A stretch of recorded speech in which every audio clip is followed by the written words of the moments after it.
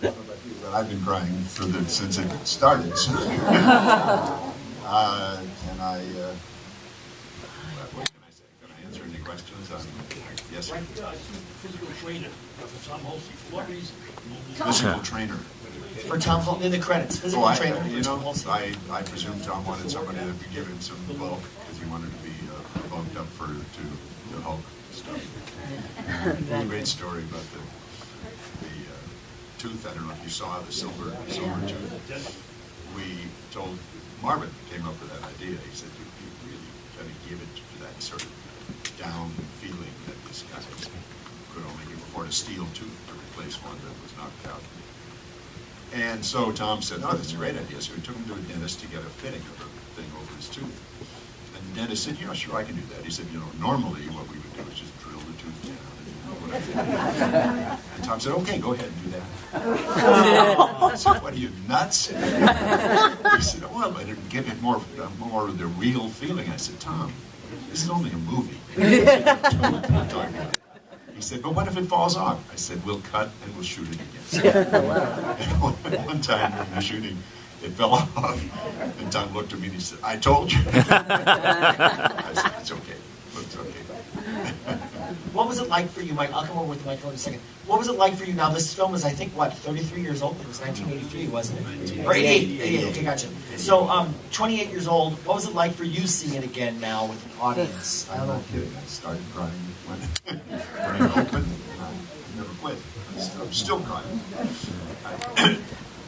The story always nailed me. And I'll tell you one more thing about it.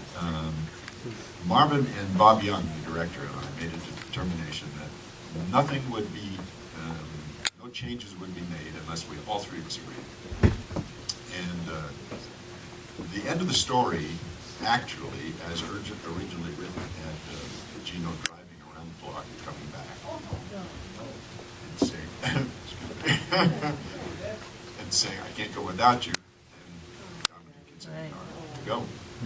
And I loved that story. And one time, somewhere along the line, Bob, the director, said, he doesn't learn anything. You don't have the triumph of Mickey's character if that happens. We've got to have Gino leaving there. And I said, no. And then Alvin Sargent, the fellow who wrote this, forgive me as I blubber, the fellow who wrote the script, the final version, said, Bob's right. You really have to show that, the growth of Mickey and the growth of Gino. And I said, no. And then my partner, Marvin, said, "Mike, they're right." And I said, "No." You can't separate them. And then finally I realized that they were right. You had to show that growth. You had to show that development on both parts, both characters' parts. So that's the way the show ended, and I wept then, and I'm weeping now. It just tears me up that they... Well, we're all still weeping. Right over here, Mike. We're all crying with you. Good, thank you. Really, but how close to the original story that you got from the gentleman who wrote to you first? How did the script transition? What was the arc of that? And how close was it? What kernels were still original? The story was, and it was based on a situation near his home where he lived at the time. Danny Barbieri, who's our story. He knew of a guy on the garbage truck crew who was slow, and he invented the rest of it. He thought, what if? And he started moving into his head. And the story he sent me had Mickey actually stealing the child in order to protect the child because he was fearful that the father would do the damage. And he put together the rest of it, the idea that he connected that with his own experience. But it was the whole idea of this innocent human being putting himself in this, because he couldn't understand what was going on, putting himself in this very, very dangerous situation, out of love and for and concern for this child, made me just, well, as you saw. So that's the germ of the story was Danny's, and the rest of it was what we created. Right here, Mike. Yes. Hi. I was wondering, I don't think I've ever seen a movie set in Pittsburgh, so I was wondering if there was a reason for that. And the second thing was, what happened to the movie as far as distribution? That. Well, Don, well, let me answer your first question first.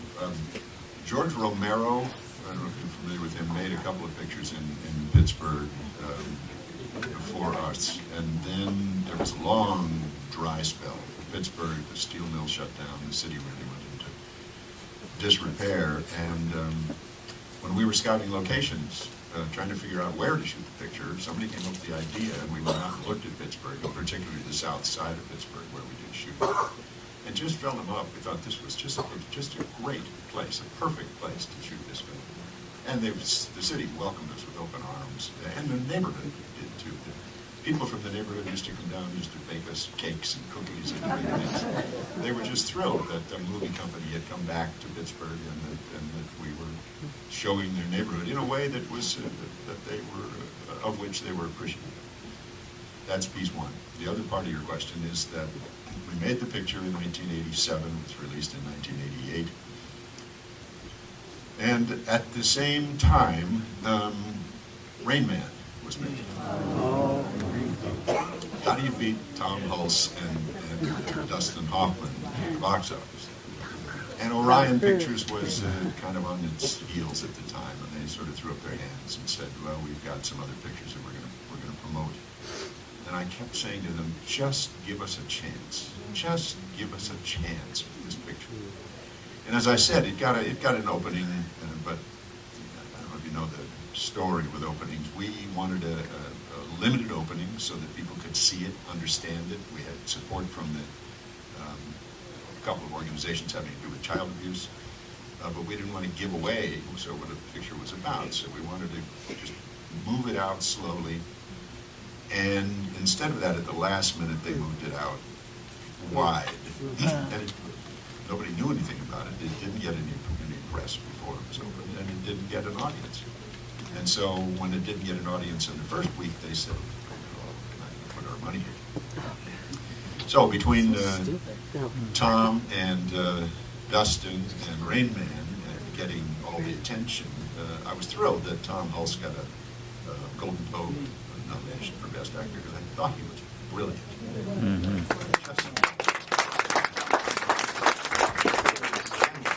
Wonderful. Ray has, of course, gone on to quite an extraordinary career, and Jamie was fabulous. It was I should tell you, there's a scene that was cut after I guess the confrontation between Gino and Mickey, where we had Jamie Lee Curtis downstairs, sitting on the curb, weeping.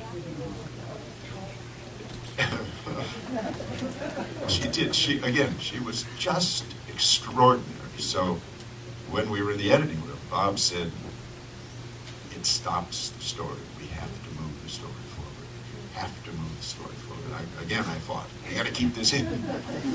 And we saw a screening.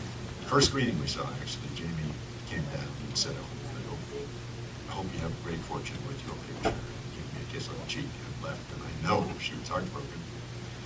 And I'm sorry, because it was a wonderful touch, but it stopped the story that was moving so incredibly hard.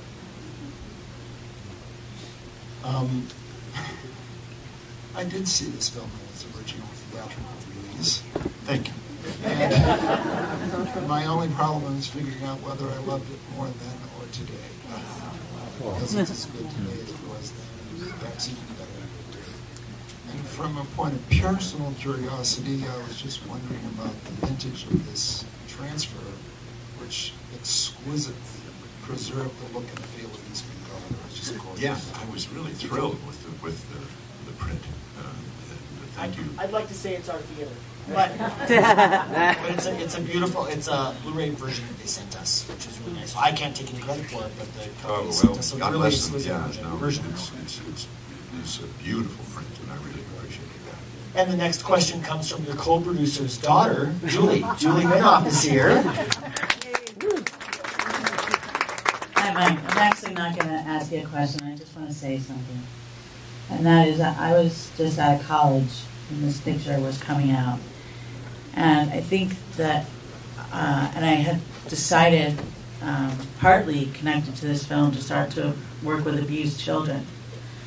And the thing I think that, one of the things that makes me so proud of my dad and of you, and that's so important for all of us to remember, is that if there is a kid in our lives, whether we know them well or we see them on the street, and there's repeated bruises on this kid, they seem to be really, really accident prone, don't tell yourself it's fine. Be nosy. Pay attention.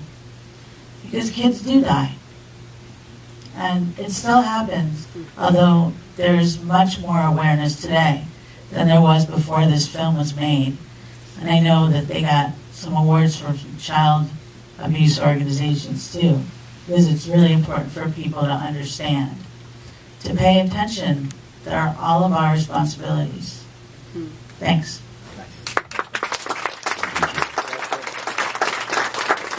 Yeah, somebody asked me yesterday at the press, whatever it was, about my feeling about motion pictures and television today, and I said I give them an F, generally.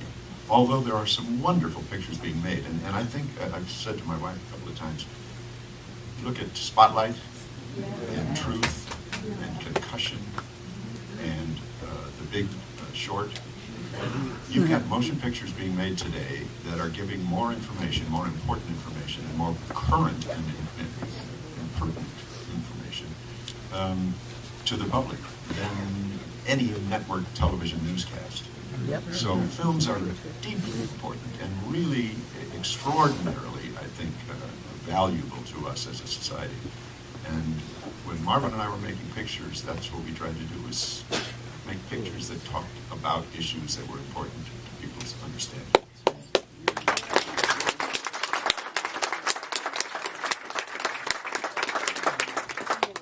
Could you walk us through your role as producer? From the, we heard you tell us about how you brought the piece to life, but then how you babysat it or worked it all the way through to the end. It sounds like you were involved by the shoot all the way through. Very much so. Yeah, I'm a believer in, and Marvin and I agreed in this. We were what we called creative producers. We wanted to be involved in the process. We worked with the writer. We gave directions to the writer. We worked with Alvin when he took over the script, the job of the script. We hired. We cast the picture. And the thing I told you about all three of us agreeing or nothing happened in a particular situation, that was true. Once we found Bob Young, who was an enormous addition and a great gift to this project, Bob Young and Marvin and I cast the picture. Marvin and I and Bob Young were in the pre-production process. We were on the set every day and in the post-production process. And there are some directors and some filmmakers who don't like that, but unfortunately for them, if we were involved, that's the way it was. So I can tell you little decisions that were made and big decisions that were made, but in every instance we were making. And for me, my view of a creative producer is to surround the talent with protection and allow those talented people to give you what you hope is going to result, and in fact trust them to do so. We first or second week in production, we decided we'd go over and say hi to Ray and tell him how thrilled we were with the work he was doing. Knocked on the door of his apartment where he was staying, and he opened the door and he saw us and he stepped back, invited us in, said in a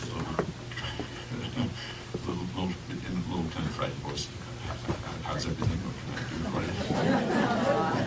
I thought, I'm an actor, so I understand what it can mean when producer to come to see you. And we said, we just want to tell you how thrilled we are with the work you're doing and how proud we are of the film that's coming out. And he said, oh my God, I thought you were going to fire me. I'm going to go to that question later. Can you tell us how that partnership and friendship with Marvin began and how you decided to make films together? Yeah, Shelley, my wife, was doing One Day at a Time with Bonnie Franklin, and Bonnie and Marvin had met each other and gotten married. I guess they were married by that time. And Shelley and I, we were married early in the marriage. And Bonnie at one time said, you know, we ought to double date. She's Bonnie and Shelley. I've heard about this conversation. We should go out together, the four of us. And Shelley said, I'm not so sure. Bonnie said, why not? And she said, well, Mike doesn't talk a lot in social situations. Have you met my father? Yes, babe. Bonnie said, neither does Marvin. So she said, but come on, you know, for the four of us, maybe something like that. Well, Marvin and I, I've forgotten what it was, but we started talking about filming, and just had a terrific time. And we got together a few times, and then he said, you know what, I've been an independent producer. I had done MASH up until 2 years prior to that time. And he said, I've been an independent producer, and you're involved in producing. We had just done a picture called Memorial Day, Shelley and I, where I co-produced. And he said, you know, we ought to think about maybe joining forces. And I said, yeah, why not? Bonnie and Shelley looked at each other and said, huh? But that was the beginning. And we were together for 25 years until Marvin passed away. And it was a wonderful, meaningful, thoughtful relationship. Marvin was a tough guy. He'd come up in New York. He'd been an agent. He'd been a producer. He was tough, you know, in certain respects in the business, tough as nails. And I'm a pussycat, so it was great to have him there to say, nope, come on, Becky, stand up. We got to do this thing. I told you the story that he said. When the producers are telling you how much they love your script, don't argue. So he was wonderful, and he had a fabulous sense of story and a wonderful sense of value, kind of personal, human value that I responded to greatly. And it was wonderful to see, because the stories we made together, all of them, half a dozen television movies and 2 features, really spoke to that. We made pictures about brain damage, we made pictures about child abuse, we made pictures about pollution. Well, I can't think of them right now. My mind is Pollution. Pollution. You made a movie about we the river. did, yeah. Actually, we made a picture about pollution, about the story of a town that is controlled by a particularly effective, powerful business that's polluting the river, and the river, in one instance, this little girl, daughter of this man who worked there, didn't work, the man who worked in the community but not in the factory, was poisoned by the river water she was playing in. It was poisoned. And he went to get them to take responsibility for what they were doing to clean up the river and to clean up the community. And of course they were the dynamo, the economic dynamo of the community, and they just could blow them off and avoid taking responsibility. And the way we sold the picture was, we said, well, I should back up. I was campaigning in 1976 in New Hampshire for Fred Harris, the senator from Oklahoma, who I wanted to have be president. And we moved upstate with a great political mover and shaker. Moved upstate in the snow, and we came to a little town they call it Berlin. They pronounce it Berlin. It's spelled like Berlin. And it's a beautiful little place in northern New Hampshire, and there's an awful stench in the community. And I said to somebody, "What is that?" And this guy said, "That's the smell of money." I said, "What do you mean?" He said, "It's the smell of the pulp mills here, and it puts out an awful odor. But that's what keeps the town alive. That's what keeps everybody working." And I thought, God, what a price to pay. And then a year or two later, I was on the West Coast in a city in Oregon, and the same thing happened. I said, "What is that odor?" And they said, "It's the smell of money." So decided I wanted to make a movie called The Smell of Money. And that was what our original title was for this story. And of course, the network that we made it for television, the network didn't like that story. They called it the Incident at Dark River. But it was about that, the smell of money. And at the end of the story, what we said was, this guy is so frustrated by the fact that they won't stop polluting the river and killing the community, and he goes in and he makes an announcement over the PA system, everybody out, and he blows the place up. And Ted, whatever his name is, Ted, the billionaire who ran Ted Turner, thank you. Ted Turner loved the idea. So we got the script together, we put it out, we cast it, and we got everybody together, and I played the guy who was to do it.